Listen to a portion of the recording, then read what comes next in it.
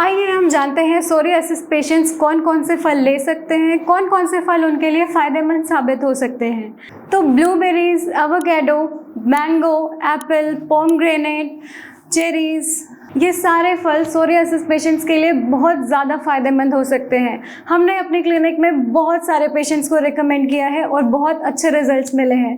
तो आप भी अगर सोरियासिस से सफ़र करते हो तो इन फ्रूट्स को ज़रूर ट्राई करो और आपको सिम्प्टोमेटिक रिलीफ ज़रूर मिलेगा।